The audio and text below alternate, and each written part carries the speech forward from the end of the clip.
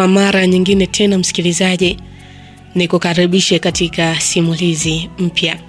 Simulizi yetu inakwenda kwa jina la Chozi la Hatia. Simulizi hii msikilizaji ni moja ya simulizi ambayo imetrendi sana katika mitandao ya kijamii.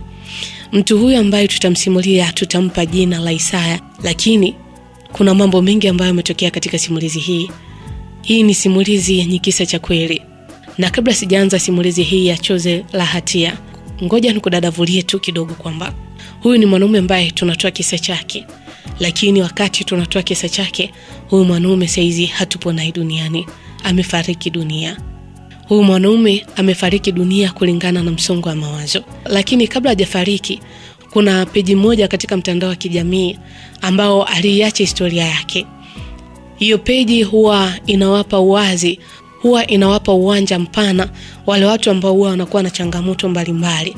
Kama mtu ana changamoto, ameshindwa mtu wa kumwambia, au hamna mtu ambaye anamwamini kwa ajili ya kumweleza siri zake. Hivyo kwa hiyo peji hii ipo kwa ajili ya kumpa uwanda mpana mtu ambaye anahisi akitoa yale ya moyoni angalau atapata unafuu. Basi mwanaume huyu kabla hajafariki dunia aliandika kisa ambacho alikuwa anajutia. Kisa ambacho kilimfanya jisi mwenye hatia katika maisha yake. Ni kisa cha kusisimua kama utakifuatilia vizuri, na ni kisa chenye funzo ndani yake kwa wale watu ambao wapo katika ndoa. Andamana nami katika simulizi hii mwanzo hadi mwisho ili ujue kipi ambacho kilimtokea kaka huyu, kile alichokiandika na kwa nini aliamua kujitoa uhai wake. Kwa sababu baada ya kutoa simulizi hii katika peji hii ya mtandao wa kijamii, baadaye alikutwa amefariki chumbani kwake kwa kujiua.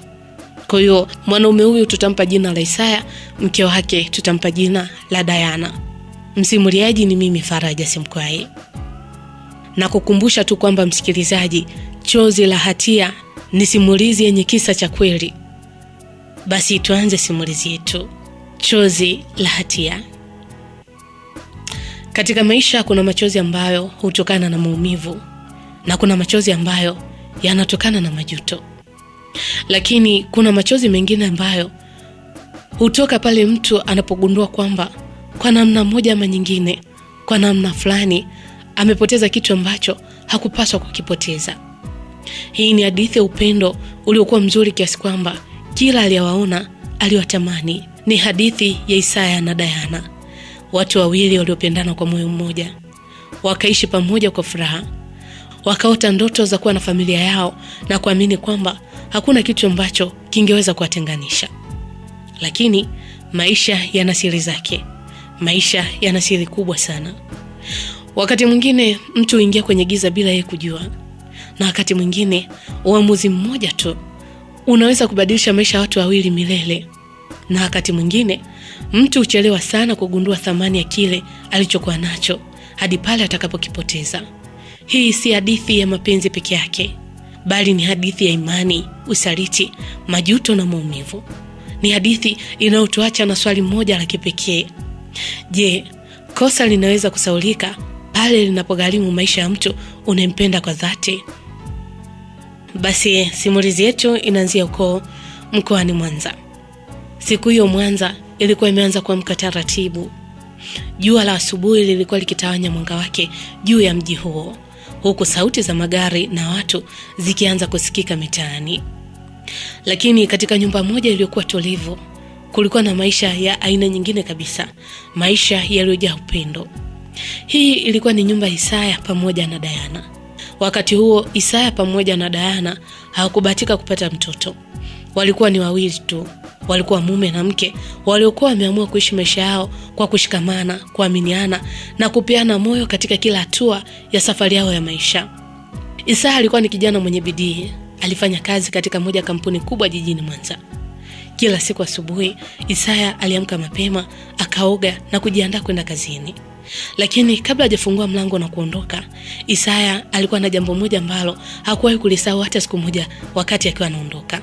Alikuwa anamtafuta Diana popote alipo.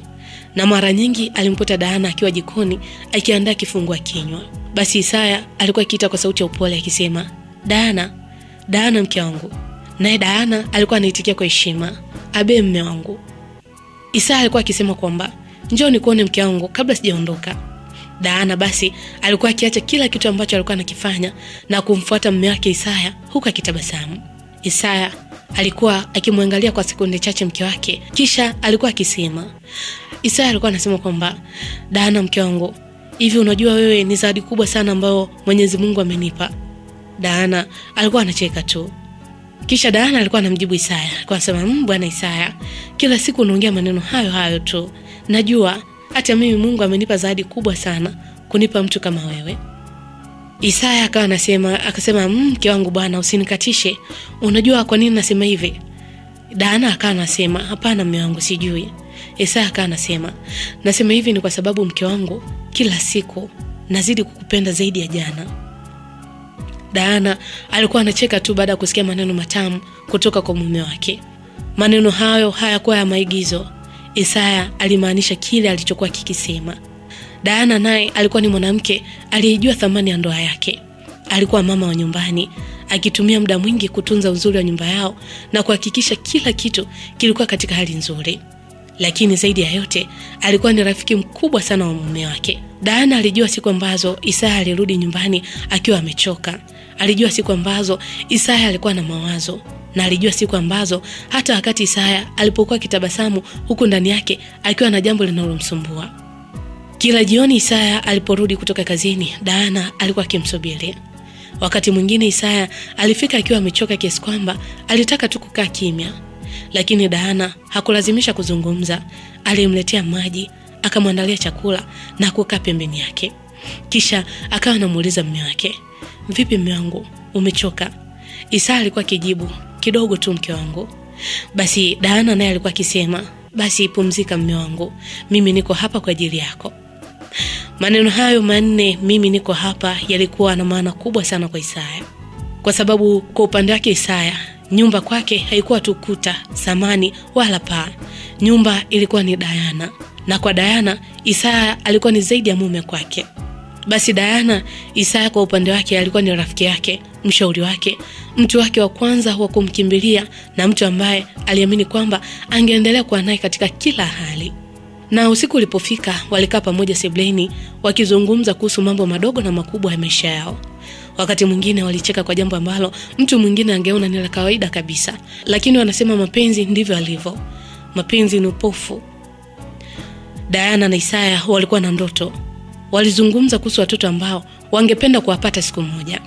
Walizungumza kuhusu nyumba kubwa zaidi. Walizungumza kuhusu safari walizotamani kufanya kwa pamoja. Na kila walipozungumza kuhusu maisha yao ya baadaye, walilitumia neno moja mara kwa mara. Walitumia kwamba tutafanya, si nitafanya, bali tutafanya jambo hili, tutafanya jambo lile. Hili ndo neno ambalo walikuwa wanapenda kulitumia. Kwao hakukuwa na ubaguzi. Kila kitu cha mwingine kilionekana ni halali ya mmoja wapo, kwa sababu walijiona kama mtu mmoja katika safari ya maisha yao. Basi siku moja Daana na Isaya wakiwa wamekaa nje ya nyumba yao wakati wa jioni, Daana aliweka kichwa chake begani mwa Isaya, kisha akamwita, akasema, Isaya mume wangu. Isaya akaitika, naam mke wangu, nakusikiliza.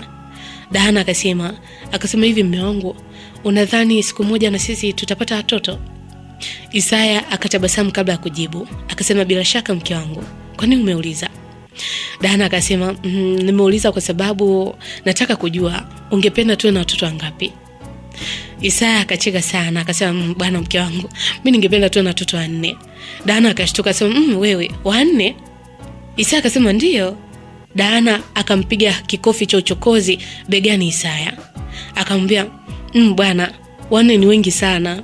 Isaya akasema, kama 4 wengi basi 3. Daana akasema, bado wengi. Isaya akasema, basi 2. Daana akatabasamu, akasema, 2 wanaweza kuwa. Isaya akamshika mkono Daana, kisha akamwambia, akasema, mke wangu bwana, cha muhimu si idadi yao katika maisha yetu. Daana akasema, bali ni nini mume wangu? Isaya akasema, issue ni kwamba watoto wanatakiwa wawe na wazazi wanaopendana, na si bora upendo. Daana akamtazama kwa muda mrefu bila kusema chochote Isaya. Kisha Daana akatabasamu, akasema, unajua nini Isaya? Yaani Daana, mimi nitakupenda siku zote za maisha yetu. Isaya akamkumbatia Daana kisha akamwambia, akasema, asante sana mke wangu, nami nitakupenda mpaka siku yangu ya mwisho.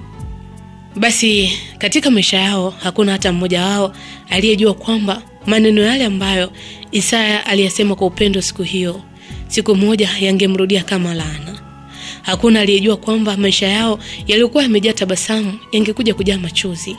Hakuna aliyejua kwamba mikono iliyokuwa imeshikana kwa upendo siku moja ingeshindwa kumzuia mmoja wao kuondoka milele.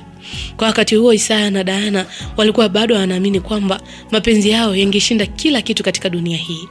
Walikuwa bado hawajui kwamba wakati mwingine hatari kubwa haiji kutoka kwa mtu unayemchukia. La hasha, bali inaweza kuanzia ndani ya moyo wa mtu unayempenda zaidi. Na hapo ndipo safari ya chozi la hatia inapoanzia. Basi bado tunaendelea na simulizi yetu. Basi siku ziliendelea kusonga mbele na maisha ya Isaya pamoja na Diana yakawa mfano wa ndoa ambayo watu wengi walitamani kuwa nayo. Isaya aliendelea kufanya kazi kwa bidii katika kampuni ile kubwa, na kila alipokuwa kazini alijua fika kwamba nyuma yake kulikuwa na mwanamke aliyemsubiri kwa moyo wake wote, na hilo ndilo lilompa nguvu ya kufanya kazi kwa bidii zaidi.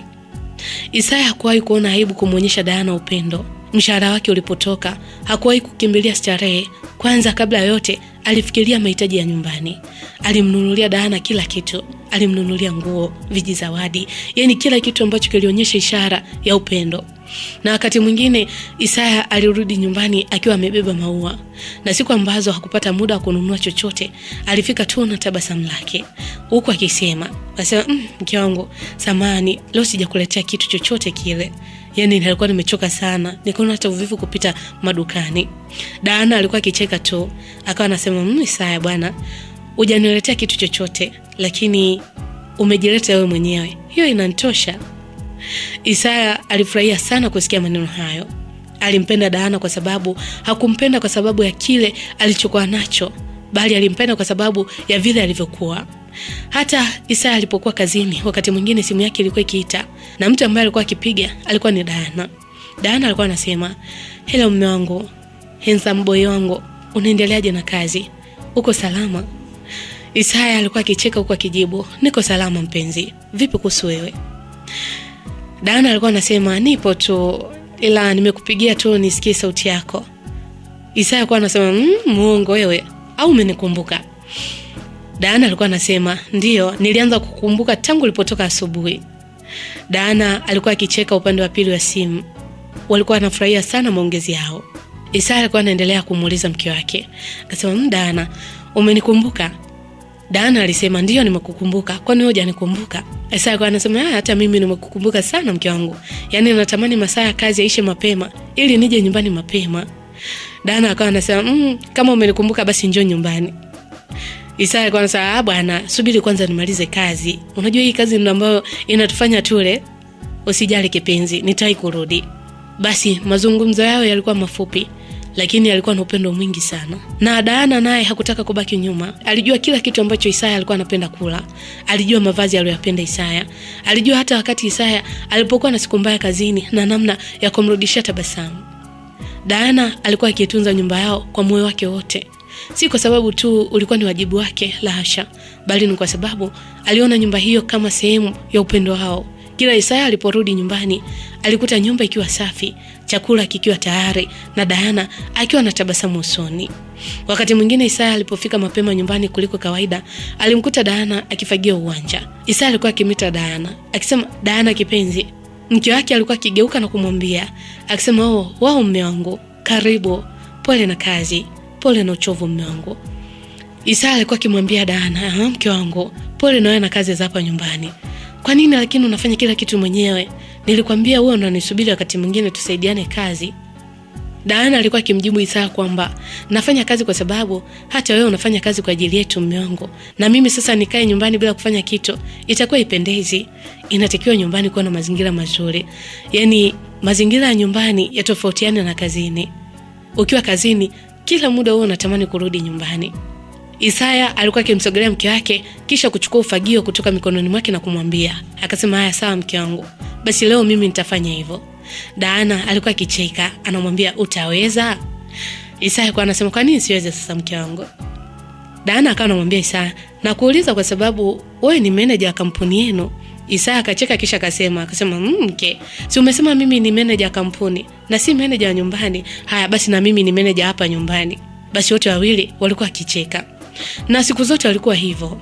Walipendana katika mambo madogo ambayo kwa wengine yalionekana hana maana kabisa, lakini kwao yalikuwa kila kitu. Majirani zao nao walianza kuliona hilo.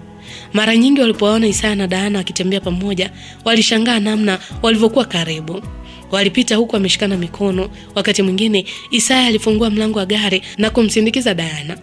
Na kama walikuwa kibishana, basi majirani hakuwahi kusikia hata siku moja sauti kubwa kutoka kwao.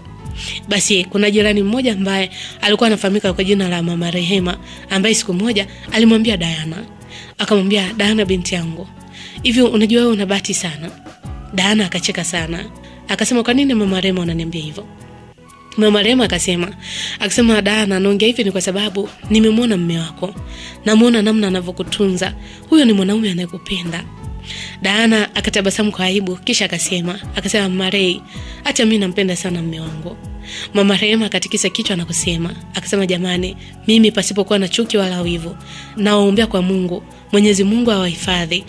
Kwa siku hizi ni vigumu sana kuona watu wawili wanaopendana namna hii kama nyinyi. Maneno hayo yalienea mtaani. Majirani waliwatazama Diana na Isaya kama mfano wa ndoa yenye upendo. Baadhi ya wanawake waliwaambia waume zao kwamba, hivi wewe mwanaume, kwani huwezi kuwa kama Isaya? Na baadhi ya wanaume waliambia wake zao kwamba, hivi wewe mbona huwezi kuwa kama Diana? Kila mmoja alitamani kuwa na ndoa kama yao. Lakini hakuna aliyejua kwamba nyuma ya tabasamu hizo kulikuwa na hadithi ambayo bado ilikuwa haijaanza kuonyesha sura yake halisi. Isaya na Diana waliendelea kuishi kwa furaha. Walicheka, walipendana, walisaidiana. Na kila usiku walipolala, walilala wakiwa na uhakika kwamba kesho wangekuwa pamoja tena. Walikuwa bado hawajui kwamba maisha yalikuwa yanaandalia mtihani ambao ungehitaji zaidi upendo wao kuushinda. Kwa wakati huo dunia yao ilikuwa ni ndogo sana. Ilikuwa ni dunia na Isaya, ilikuwa ni dunia na Diana. Na dunia hii ilikuwa ni dunia Isaya na Diana pamoja na mapenzi yao. Lakini wakati mwingine maisha hubadilika ghafla. Na pale upendo unapogeuka kuwa kumbukumbu, chozi moja linaweza kubeba historia nzima ya maisha yako. Basi bado tunaendelea na simulizi inayokwenda kwa jina la Chozi la Hatia. Miezi iliendelea kupita huku upendo wa Isaya na Diana ukiendelea kustawi kama ua lililokuwa likimwagiliwa maji kila siku. Kila mmoja aliamini kwamba furaha yao ingeendelea milele. Lakini maisha yana namna yake ya kuleta mabadiliko taratibu, kiasi kwamba wakati mwingine huwezi kuyatambua mpaka yaanze kuacha majeraha moyoni mwako. Basi siku moja Diana aligundua jambo ambalo lilibadilisha kabisa hali yake. Baada ya kuhisi mabadiliko mwilini mwake kwa siku kadhaa, Diana aliamua kwenda hospitalini kwa ajili ya uchunguzi zaidi. Majibu yaliporudi, uso wake ulijaa tabasamu. Moyo wake ulidunda kwa furaha isiyoelezeka. Diana alikuwa ni mjamzito. Machozi ya furaha yakamtoka bila kujizuia. Diana alitoka hospitalini akiwa na hamu kubwa ya kumwona Isaya na kumweleza habari hiyo njema. Jioni ile Isaya aliporudi nyumbani, alimkuta Diana akiwa amekaa sebuleni huku akiwa na tabasamu lisilo la kawaida likionekana usoni mwake. Isaya akamuuliza Diana, akasema, mke wangu kipenzi, vipi? Mbona leo unaonekana ni mtu mwenye furaha sana? Isaya aliuliza huku akiweka begi lake pembeni. Diana hakujibu mara moja. Alimkabidhi karatasi ya vipimo vya hospitali kisha akamwambia Isaya, akasema, isome mume wangu, ni majibu kutoka hospitalini. Isaya akaichukua ile karatasi. Isaya alipoanza kusoma, macho yake yakatanuka kwa furaha. Akasema, Diana akasema, ndio mume wangu. Isaya akasema, ni kweli? Diana akatikisa kichwa huku machozi ya furaha yakimtoka. Akasema, ndio mume wangu. Basi bila kuchelewa Isaya alimkumbatia kwa nguvu Diana. Akasema, hatimaye mke wangu, hatimaye mimi na wewe tunaenda kuwa baba na mama. Basi siku hiyo nyumba yao ilijaa furaha kuliko kawaida. Walizungumza kuhusu mtoto wao mtarajiwa. Walitafuta majina mbalimbali ya kumpa mtoto wao. Walicheka kwa pamoja. Walipanga mambo mengi kuhusu maisha yao yajayo. Basi kwa mara ya kwanza walihisi kwamba familia yao ilikuwa inakwenda kukamilika. Lakini kadri wiki zilivyopita, Diana alianza kugundua mabadiliko madogo madogo kutoka kwa mume wake. Mwanzoni Diana hakuyapo umuhimu. Alidhani labda alitokana na majukumu ya kazi. Lakini siku zilivyoendelea, mabadiliko yale yalianza kuonekana wazi zaidi. Isaya alianza kuchelewa kurudi nyumbani. Na kabla ya hapo ilikuwa ni kawaida kwake kufika mapema au kumpigia simu Diana kama angechelewa. Lakini kwa wakati huu mambo yalikuwa tofauti kabisa. Wakati mwingine Isaya ilifika saa 3 usiku bila hata kutuma ujumbe kwa Diana. Diana alikuwa akikaa sebuleni peke yake akimsubiri mume wake. Chakula kilikuwa mezani lakini Isaya hakuonekana. Diana alipompigia simu Isaya, mara nyingi simu iliita bila kupokelewa. Wakati mwingine ilikatwa kabisa. Na baada ya muda mrefu ndipo Isaya aliporudi, kisha akanamwambia, "Samahani nilichelewa." Diana alikuwa anamuuliza, "Ndio, unasema samahani nimechelewa. Ulikuwa wapi mume wangu?" Isaya alikuwa anajibu kwa kifupi, "Nilikuwa kazini." Diana alikuwa anajibu, "Ulikuwa kazini mume wangu mpaka muda huo? Tangu lini ukaanza kufanya kazi mpaka usiku wa manane?" Isaya alikuwa anajibu, "Ndio, kulikuwa na majukumu mengi. Kwa hiyo siku hazifanani na majukumu kila siku yanaongezeka. Si unaona hata wewe kuna jukumu ambalo umeliongezea. Unakaribia kuitwa mama. Kwa hiyo duniani kuna majukumu ambayo huwa yanaongezeka automatic." Diana hakutaka kubishana na mume wake. Alimwamini mume wake. Lakini ndani ya moyo wake kulianza kuzaliwa swali dogo, swali ambalo bado alikuwa anajibu. Kadri ujauzito ulivyoendelea kukua, ndivyo tabia za Isaya zilivyozidi kubadilika. Mara nyingi Isaya alikuwa akishika simu yake na kutoka nje kuzungumza. Akirudi ndani alikuwa kimya. Wakati mwingine Isaya alikuwa akitabasamu peke yake huku akiangalia simu yake. Lakini Diana alipomuuliza Isaya alikuwa anazungumza na nani, Isaya alijibu kwa haraka, "Ni mambo ya kazini tu, tusifuatiliane." Diana alijaribu kuamini, lakini wanasema moyo wa mwanamke una mambo mengi. Kuna wakati uona kitu kabla hata macho hajakiona. Basi usiku mmoja Diana aliamka katikati ya usingizi. Kitanda kilikuwa tupu upande wa Isaya. Diana alishtuka. Basi alipotoka chumbani, alimkuta Isaya nje akiwa akizungumza na simu kwa sauti ya chini. Basi Isaya alipoona Diana amesimama mlangoni, Isaya alikata simu haraka. Kisha Isaya akamuuliza Diana, akasema, "Vipi Diana, mbona hujalala? Usiku wote umeamka?" Diana akamtazama kwa sekunde kadhaa Isaya.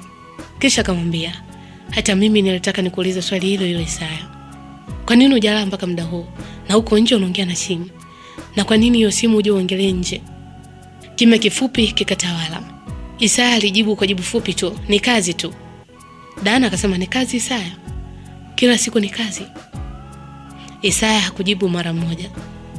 Kisha akamwambia, akasema, "Diana, tafadhali, hebu acha kujipa mawazo mke wangu.